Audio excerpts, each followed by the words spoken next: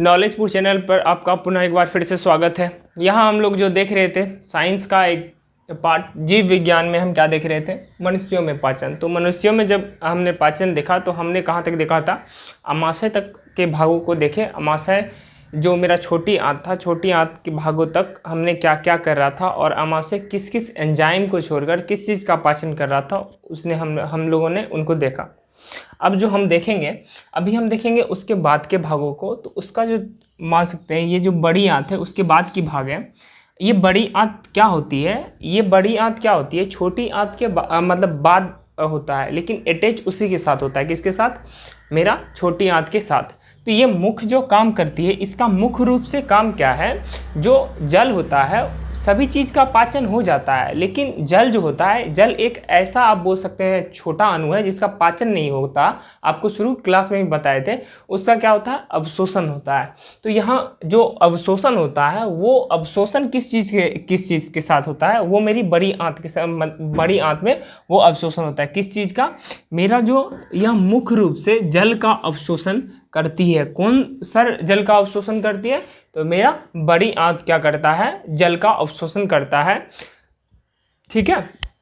अब देखिए इसकी सतह जो होती है, इसकी सतह की क्षेत्रफल बड़ी होती है। किसके तुलना में बड़ी होती है, तो अनदर जितने भी चीज़ लिए हम, जैसे कि आप अमाशय ले लिए, ये आप छोटी आंत ले लिए। आप छोटी आंत के कंपेरिजन में आप इस चीज़ को रखिएगा, किसको, बड़ी आंत को। किस चीज़ के कंपेरिजन में, छोटी आंत को। उसका क्षेत्रफल क्या होता है, बड़ी होती है। किसके तुलना में, छोटी आंत की तुलना में। आप देखिए ये एक छोटा सा टॉपिक था जिसमें कि ज़्यादा कुछ नहीं होता, इसमें पाचन क्रिया जो होती है नहीं होती है, सिर्फ इसमें अवशोषण क्रिया होती है, वो भी किस चीज़ का, जल का। अब देखिए इसका जो पाँचवा है गुदा। अब गुदा में ही कहाँ क्या होता है, मलद्वार होता है। तो ये गुदा क्या करता है, जब पूर्ण पाचन के फलस्वरूप बचा अवशिष्ट, अब जो हम भोजन किए उसका कुछ ना कुछ भाग बचेगा, शेष बचेगा, जिसको हम क्या बोलेंगे, अवशिष्ट बोलेंगे। अवशिष्ट मतलब बेकार पदार्थ। वो पूर्ण पाचन के फलस्वरूप बचा अवशिष्ट जो होता है, वो मलद्वार मतलब, अब मल मतलब गंदा, द्वार मतलब ये होता है क्या, निकालने वाला रास्ता। मलद्वार की सहायता से त्याग दिया जाता है। अब किस चीज़ को गुदा क्या करता है, गुदा में ही उपस्थित होता है मलद्वार, उसकी सहायता से जो अवशिष्ट पदार्थ बचा हुआ होता है इस पाचन क्रिया के फलस्वरूप, उसको क्या करता है, गुदा त्याग देता है। ये हम क्या देखें, गुदा का कार्य देखें। ये 5 भाग था और उसमें जितने भी क्या थे, हमको ग्रंथियां थे, उनके सारे के सारे ग्रंथियों को हमने बताया भी। अब देखिए यहाँ क्या है मेरा, अब देखिए ये भोजन का रूप। अब सर भोजन का रूप, ये भोजन का रूप क्या होता है, तो अब देखिए जैसे कि हमने भोजन को मुख में लिया, मुख गुहा में क्या हुआ, भोजन मेरा मिला तो वो क्या हुआ, महीन कणों में बटा ना। तो वो जब बटेगा और मुख गुहा से निकल मेरी ग्रासिका में आएगी, तो मुख गुहा से निकल कर जब वो भोजन ग्रासिका में आएगी तो वो जो कहलाएगा बोलस कहलाता है। ठीक है, उसको क्या कहते हैं, बोलस। याद रखिएगा, ये सब कॉम्पिटिटिव के लिए भी जरूरी है और आपके एग्जाम में भी पूछा जाता है, लेकिन ऐसा क्वेश्चन नहीं पूछा है, आपकी जानकारी के लिए ये आपको जानना चाहिए। मुख गुहा में जो है वो भोजन पिसाएगा और उसके बाद जैसे वो कहाँ आएगी, मेरी ग्रास नली में आएगी, तो वहाँ क्या होगी, ये बोलस का फॉर्म लेगा। मुख गुहा में से निकलने के बाद ये बोलस का फॉर्म लेगा। अब जैसे ही मुख गुहा से वो अमाशय में आएगा और अमाशय में उसका पूर्ण मतलब कि पाचन क्रिया, जो भी एंजाइम के साथ भोजन का पाचन होना था वो हो जाएगा। उसके फलस्वरूप बनने वाला जो ये बोलस गया और ये यहाँ पाचन क्रिया के फलस्वरूप बना, वो काइम का फॉर्मेशन लेगा। ठीक है, वो किस चीज़ में परिवर्तित होगा, वो भोजन काइम में परिवर्तित होगा। और ये अमाशय के बाद क्या है, अमाशय मतलब पेट, ये पेट में काम हो रहा था। आप देखिए अंदर का पेट आपको बताए थे और उधर दोनों बताए थे, अमाशय और उधर होता क्या है। और मेरा जो थर्ड फॉर्म है वो आंत। यहाँ मुख्य रूप से छोटी आंत, बड़ी आंत में क्या होता है, भोजन का पूर्ण पाचन हो जाता है। तो वहाँ जो भोजन का फॉर्मेशन होगा वो काइल के तौर पे होगा। आंत के बाद मतलब आंत में क्या गया, कायम गया और वो कायम क्या करेगा, पाचन क्रिया करेगी। तो ये छोटी आंत में हमने बताया था कि पूर्ण पाचन लगभग में यही होती है, और ये यहाँ जब पूर्ण पाचन भोजन का हो जाएगा तो किस चीज़ का फॉर्म लेगा, वो काइल का फॉर्म लेगा। और काइल को ही आप बोल सकते हैं मल। आप साधारण तौर पे मल समझ रहे होंगे हम किसको बोलते हैं, काइल को ही मल बोलते हैं। और उस जो काइल होता है उस काइल को हम बाहरी वातावरण में त्याग देते हैं, जिसको आप दिनचर्या में आप सुबह उठते होंगे तो वो दैनिक क्रियाक्रम में आप उसको क्या करते होंगे, उसको शामिल करते होंगे, जो कि आप नित्य क्रियाक्रम में त्यागते हैं सुबह में। आप इसको नोट डाउन कीजिए, इसके बाद के बात को हम लिखा रहे हैं। तो आप देखिए, मेरा जो था अभी पाचन जो है, पाचन पूर्ण रूपेण खत्म हो गया है। यदि उस चीज़ से कोई भी डाउट होगा तो आप ज़रूर कमेंट सेक्शन में कमेंट कीजिएगा। अब जो मेरा सेकेंड टॉपिक स्टार्ट होगा, मतलब कि जय प्रक्रम में ही मेरा फर्स्ट टॉपिक था। क्या फर्स्ट टॉपिक था मेरा जय प्रक्रम में, मान लेते हैं कि आपको जो पढ़ा है पाचन के फलस्वरूप मेरा क्या था, ये श्वसन। ठीक है, श्वसन के बाद क्या है, वाहन है, वाहन के बाद क्या है, उत्सर्जन है, उस चीज़ को देखेंगे। तो सेकंड टॉपिक मेरा क्या है, श्वसन।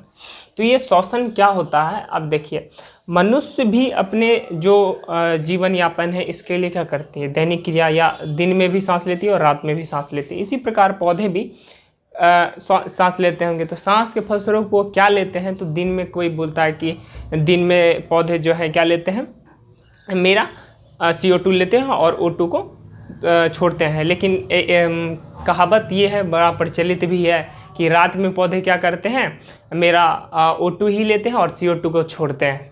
ऐसी बात है, क्योंकि इसीलिए बोला जाता है कि पौधे के नीचे नहीं सोना चाहिए। तो कुछ पौधे ऐसे भी हैं जो कि रात के समय में ऐसा काम नहीं करता, जो कि हम अभी आपको बोले हैं। तो बताएंगे वो उदाहरण के फलस्वरूप, जैसे कि एक्सेप्शन के तौर पे, अपवाद के तौर पे कुछ पौधे हैं। तो अभी जो हम बात करेंगे, अभी सिर्फ बात करेंगे कि श्वसन के विषय में, श्वसन क्या चीज़ है, श्वसन होता क्या है, सिर्फ श्वसन के विषय में बात कर रहे थे। तो श्वसन वह प्रक्रम है, यहाँ प्रक्रम जो जय प्रक्रम के विषय में बात किए थे, वो ये भी उसी का एक भाग है। किस चीज़ का भाग है, प्रक्रम का एक भाग है, जय प्रक्रम का एक भाग है क्या, श्वसन। श्वसन वह प्रक्रम है जिसमें भोजन के ऑक्सीकरण के लिए वातावरण से O2 मतलब ऑक्सीजन को क्या करेगा, ऑक्सीजन को शरीर के अंदर ली जाती है। हम जो लेते हैं, किस चीज़ के लिए लेते हैं, भोजन के ऑक्सीकरण के लिए क्या करते हैं, वातावरण से O2 को क्या करते हैं, शरीर के अंदर ली जाती है और ऊर्जा मुक्त होती है। मतलब जो हम काम करते हैं उसके लिए कुछ एनर्जी चाहिए, वो क्या होता है, वो हमको क्या मिलता है, या बोल सकते हैं कि मुक्त होता है। ठीक है, ये श्वसन का एक सटीक डेफिनेशन है। यदि इससे संतुष्ट नहीं होंगे तो ज़रूर बताइएगा, आपको दूसरा भी हम लिखवा देंगे, कोई दिक्कत नहीं है, इससे संतुष्ट नहीं हो। और लेकिन ये एक मुख्य रूप से एक अच्छा डेफिनेशन है जो कि आपको समझ में भी आएगा, और बोर्ड के दृष्टि आपको किसी बुक में नहीं मिलेगा, ये अलग बात है। ठीक है, लेकिन ये एक सटीक डेफिनेशन है। आप देखिए, इस क्रिया के फलस्वरूप होगा क्या, ये श्वसन में आप लिख भी क्या सकते हैं, इस क्रिया के फलस्वरूप CO2 शरीर से क्या होता है, मुक्त होता है। ठीक है, इस क्रिया के फलस्वरूप क्या करेंगे हम, CO2 क्या करेंगे, शरीर से मुक्त करेंगे। कहाँ मुक्त करेंगे सर, तो ये बाहरी वातावरण में हम क्या करेंगे, वायुमंडल में इसको मुक्त करते हैं। तो एक बात आप बताइए, श्वसन क्रिया में कौन सी गैस लेते हैं, तो इसको ऑब्जेक्टिव में पूछेगा तो क्या बोलिएगा, ऑक्सीजन, और छोड़ते किस चीज़ को है, कार्बन डाइऑक्साइड, CO2 को। इसी CO2 को कार्बन डाइऑक्साइड बोलते हैं, O2 को ऑक्सीजन बोलते हैं। इतना समझ रहे होंगे आप 10th में। आप देखिए, ये जो होती है, ये मुख्य रूप से जो ये दो प्रकार के होते हैं। कौन दो प्रकार के होते हैं, ये मतलब अभी हम किस चीज़ के विषय में बता रहे हैं, श्वसन। तो ये दो प्रकार के श्वसन होते हैं। श्वसन दो प्रकार के होते हैं, एक वायवीय श्वसन, दूसरा क्या होता है, अवायवीय श्वसन। सर ये वायवीय श्वसन क्या है, अवायवीय श्वसन क्या है, आपको तो डिफरेंशियल लिखाएंगे, भरवली आपको बता देते हैं वायवीय श्वसन क्या है और अवायवीय श्वसन क्या है। ऐसे श्वसन जो कि आप बोल सकते हैं ऑक्सीजन की उपस्थिति में होता हो, मतलब कि वो क्रिया ऑक्सीजन रहेगी तभी वो श्वसन होगी, तो वो कौन सा श्वसन कहलाएगा, वायवीय श्वसन। और ऑक्सीजन की अनुपस्थिति में, मतलब किस चीज़ की उपस्थिति में, CO2 की उपस्थिति में हो, तो वैसा श्वसन कैसा, कौन सा श्वसन कहलाएगा, मेरा अवायवीय श्वसन कहलाएगा। एक बार फिर से इस चीज को आप देख लीजिए, नोट डाउन। श्वसन वह प्रक्रम है जिसमें भोजन के लिए ऑक्सीकरण के लिए वातावरण से O2 शरीर के अंदर ली जाती है और ऊर्जा मुक्त होता है। मतलब हम जो काम करते हैं वो क्या हुआ, एनर्जी मिलेगा तभी हम कुछ करेंगे। सेकंड क्या होता है, आप इसको पॉइंट वाइज लिख सकते हैं इसी में, कि इस क्रिया के फलस्वरूप रूप CO2 शरीर से मुक्त होता है, मतलब उसको छोड़ते हैं। और ये दो प्रकार के होते हैं, वायवीय श्वसन और वायवीय श्वसन। और जो ये डिफिनेशन है हम आपको कल की क्लास में इस चीज़ को बताएंगे। उस चीज़ से उससे पहले आप इस चीज़ को नोट डाउन नहीं किया तो नोट डाउन कर लीजिए। साथ ही साथ आप लोगों से बार बार निवेदन किया जा रहा है और आज भी आप लोगों से वर्बल निवेदन कर रहे हैं कि इस क्लास को ज़्यादा से ज़्यादा शेयर करें अपने मित्रों को के बीच में, ताकि हमको मोटिवेशन मिलता रहे।